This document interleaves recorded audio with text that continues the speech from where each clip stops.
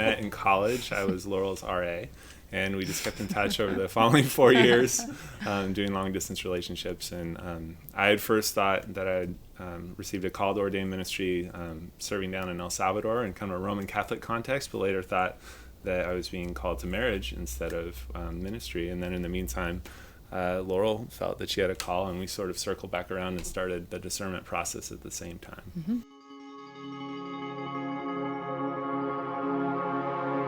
We were talking last night about whether we imagined that planting a church would ever be in our future. I think we imagine that that might be part of our future in some way. I'd always hoped to work with Laurel. I think we complement each other well, our different gifts. That I tend to be more sort of impulsive or possibly even reckless sometimes in my big ideas, and then as long as I can remember to check in with Laurel first, that almost always either kills the really bad ones, moderates the rest, and we can be a good team in that way.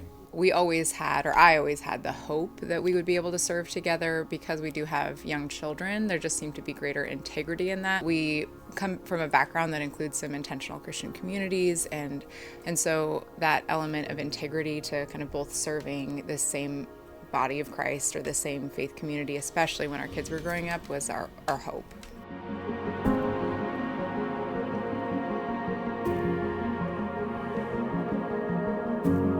So it's interesting, a lot of people seem really understandably concerned about this whole notion of serving together. You don't spend very much of your time together because you're doing your own independent work. It's not like people, I think, fearfully imagine that we're somehow like joined at the hip, sitting at like a desk together all the time. It's not like that at all. And even now, working together at St. Luke's, we do share an office because space is limited. But we're 5 feet apart.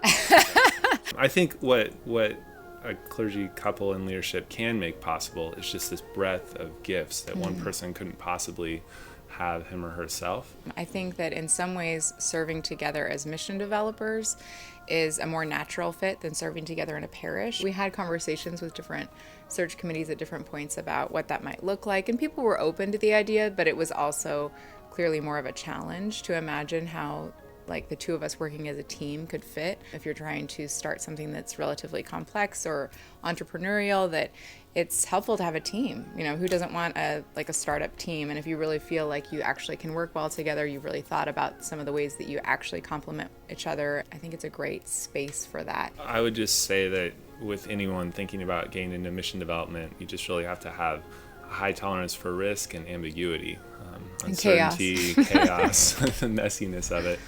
So as long as you can bring a sense of humor to it and just realize sort of what your passion is under that. For us, we really kind of reconnected with a passion for evangelism, even as we still kind of try to figure out what that means. Hi, I'm Laurel Mathewson. I serve as a co-vicar or a priest or a pastor at St. Luke's North Park in San Diego. My name's Colin Mathewson. I co-pastor with Laurel at St. Luke's North Park in San Diego.